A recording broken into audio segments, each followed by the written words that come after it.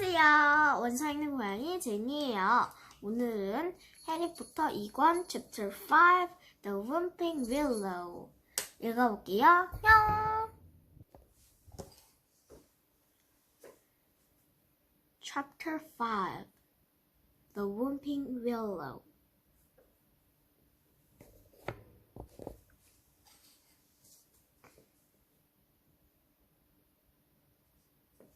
The end of the summer holidays came too quickly to Harry's liking. He was looking forward to getting back to Hogwarts, but this month at the Burrow had been making happiest of his life. It was difficult not to feel jealous of Ron if he thought of the Dursleys, of the sort of welcome he could expect next time we turned up to the private drive. On their last evening, Mrs. Weasley conjured up a sumptuous dinner which included all of Harry's favorite things, ending with a mouth-watering trickling pudding. Mother and George at the evening in the display of the Hogwarts glassworks. They killed the kitchen in the Red Bull stars that bounced sailing the wall for at least half an hour. Then it was time for a last mug of hot chocolate and bed. It took a long while to get started that morning.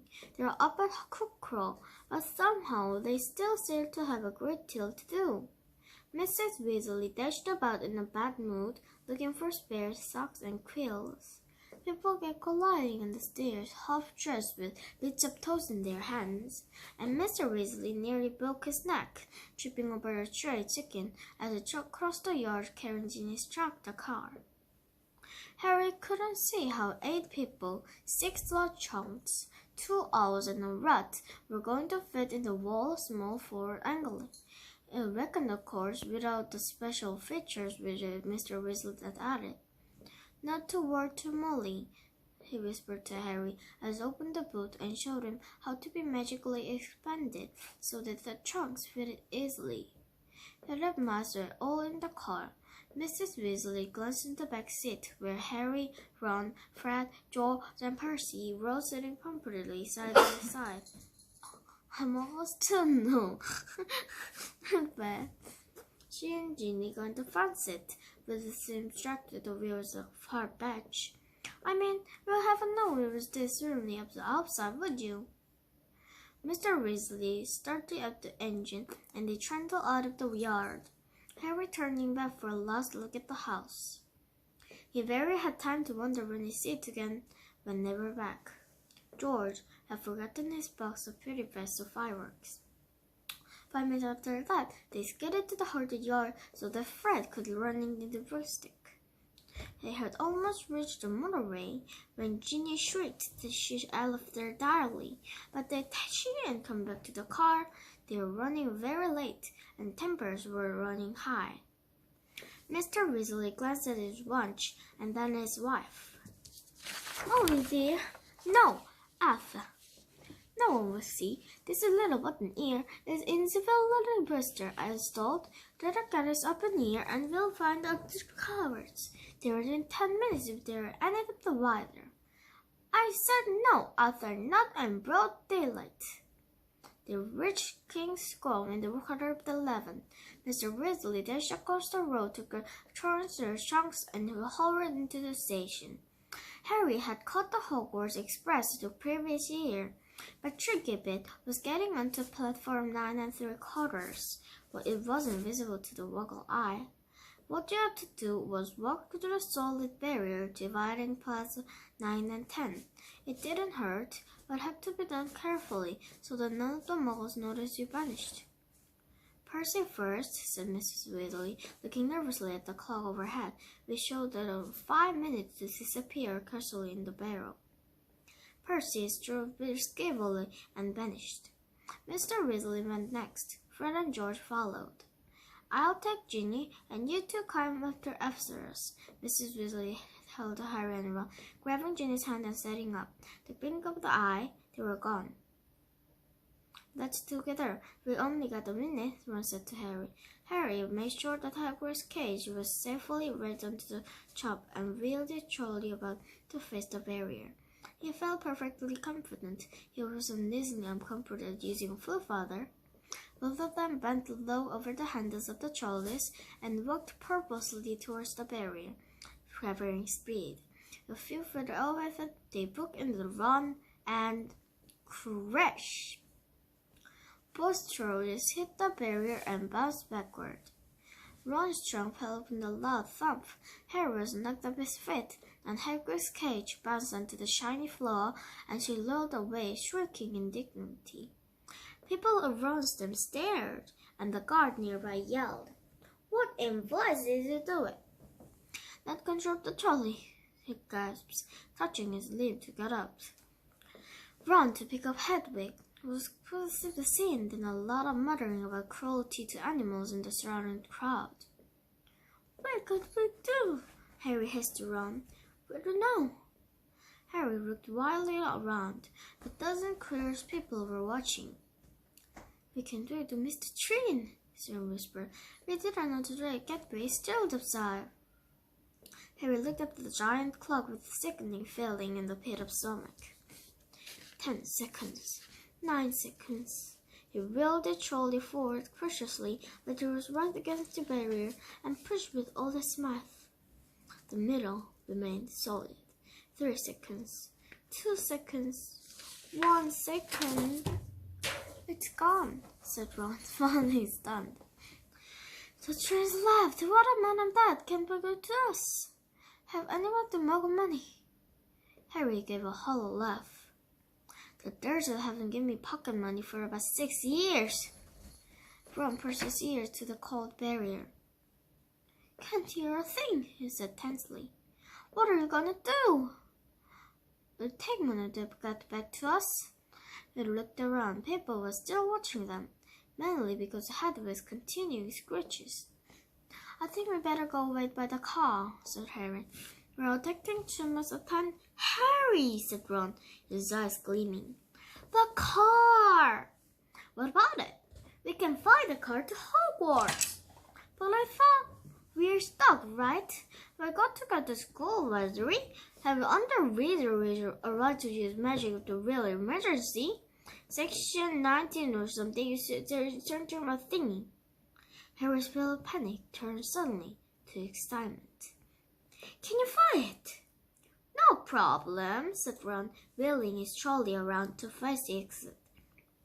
"Come on, let's go. If we hurry, we'll follow the Hogwarts Express." They marched up through the crowd and the queer smuggles, out of the station, back to the side road with all Fort Anglia Park. Ron unlocked the carriage's boot with a series of taps of the wand. He tapped the jumps at them and picked them back, zipped, and got into the front. "Think no one watching," said Ron, starting the emission of the tap of his wand. Harry stuck his hand in the window, rubbing around her head, but the sleeves were empty. "Okay," he said. Ron pressed a tiny silver button in the machine. The car around them vanished, and so did they. You could feel the vibrating beneath him, hear the engine feel his hand in the knees and the glasses on the nose. But all he could see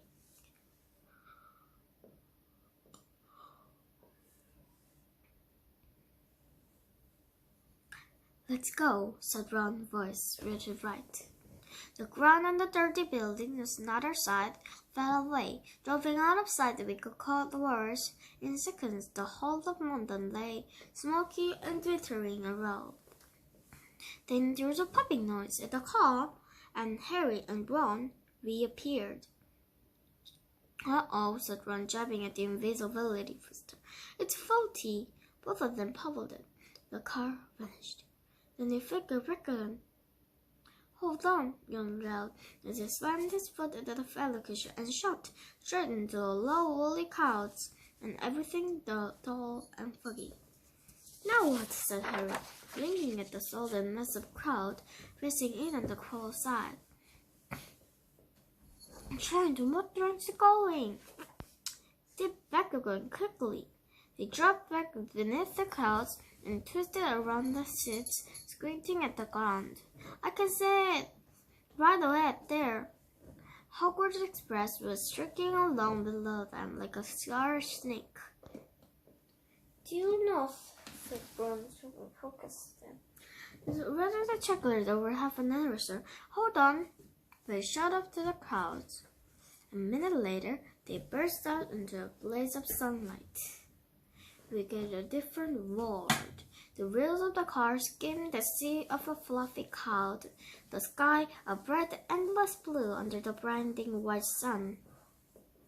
"Oh, we got to roll around now, an airplane," said Ron. I looked at each other and started to laugh. For a long time they couldn't stop. It was as though they'd been plunged into a fabulous dream. This, thought Harry, was surely the only way to travel. Past rails and tires and snowy cloud, on a car full of hot bright sunlight, with a fat bed of toffees in the Glover pub. Fred and George together races and landed smoothly and spectacularly on the sweeping lawn in front of Hogwarts Castle. They made regular checks to the train as they flew further and further north, edged beneath the cloud, showing them different view. London was soon far behind them, replaced by neat green fields, which gave way and turned to wide, purplish walls. Villages with tiny toy churches, and great city alight with cars by multicolored lamps. Several events later, Harry had to admit some of the fun was wearing off. The topics were extremely thirsty and nothing to drink. He and Ron had pulled up their jumpers, while Harry's t-shirt was sticking to the back of the seat, and his glasses kept sliding down to end up the sweaty nose. They stopped noticing the fantastic flashes now, but thinking lonely at the train miles below, we could buy ice-cold pumpkin juice from a trolley whose wine pumped rich. Why hadn't they been gotten to flip for 9 quarters? Can't be much further, can it? Croaked Ron, hours later still, as the sun started to sink into their fuller clouds, singing into deep pink. Ready for another check on the train? It was still back behind them, winding its way the snow-capped mountain. It was much darker in the beneath canopy of clouds. Ron put his foot on the accelerator and drove them up with him. But as he did so, the engine began to whine. Harry and Ron exchanged nervous glances. "It's probably just tired," said Ron. "It's never been this far before." And they both pretended not to notice. The whining growing louder and louder. The sky became steadily darker. Stars were blossoming in the blackness. Harry pulled his jumper back on, trying to ignore the red windscreen wipers were now waving feebly as though of protest. "Now far off," said Ron, more to the car to the Harry. "Not very low." When they flew back beneath the cloud of light air, they started to squint to the darkness to landmark they knew. "There!" he shouted, and Ron and Hedwig jumped. "Straight away!" Silhouetted in the dark horizon, high on the cliff over the lake, stood the many tiers of towers of Hogwarts Castle. But the car had begun to shudder and was losing speed. "Come on!" Ron said cajolingly, giving the steering wheel a little shake. "Nearly there! Come on!" The engine groaned. Narrow jets of steam were issuing under the bottom. But Harry found himself gripping the edge of the seats very hard as they flew towards the lake. The car gave a nasty wobble. Glancing out of his window, Harry saw the smooth-backed Colossus surface in the water a mile below. Ron's knuckles were white on the steering wheel. The car wobbled again. "Come on," Ron muttered. They were over the lake. The castle was right ahead. Ron put his foot down. There was a loud clunk, a splutter, and the engine died completely. "Uh-oh," said Ron into the silence. The nose of the car dropped. They were falling, gathering speed, heading straight for the solid castle wall. "No!" Ron yelled, swinging the steering wheel around. They missed the dark stone wall by inches as the road turned in a great arc, soaring over the dark greenhouses and the vegetable patch, and then out over the black lawns, losing heart all the time. Ron got off the steering wheel completely and pulled his wand out of the back pocket. "Stop! Stop!" he yelled, backing the jasper in the windscreen, but it was still permitting the ground flying up towards them. "Mind the tree!" Harry bellowed, lunging for the steering wheel. But too late. Crunch! With the ear-splitting bang of metal of wood, and hit the thing tractor, but dropped to the ground with a heavy jolt. Steam was billowing from under the crumbled bonnet. Hedwig was choking in terror. "Uncle?" The instant, and it turned to Ron rather the long, staring groan. "Are you okay?" Harry said urgently. "My wand," the shaky voice. "Look at my wand." It had snapped, almost in two. The tip was dangling limply, held on by a few splinters. Harry opened his mouth to say he was sure that they were able to mend up the skull, but he never even got started. At that very moment, something hit his side of the car with the force of the charging ball, sending him lurching sideways to the ground, just as an equally heavy blow hit the roof. "What happened?" Ron gasped, staring through the windscreen, and Harry looked around just in time to see a wrench, thick as a python, smashing to it. The tree they had hit was attacking them. The trunk was bent almost double, and its gnawed bells were pummeling at the edge of the coward and rich. "Ah!" said Ron, and a rather perspired, crunched a large dent to his jaw.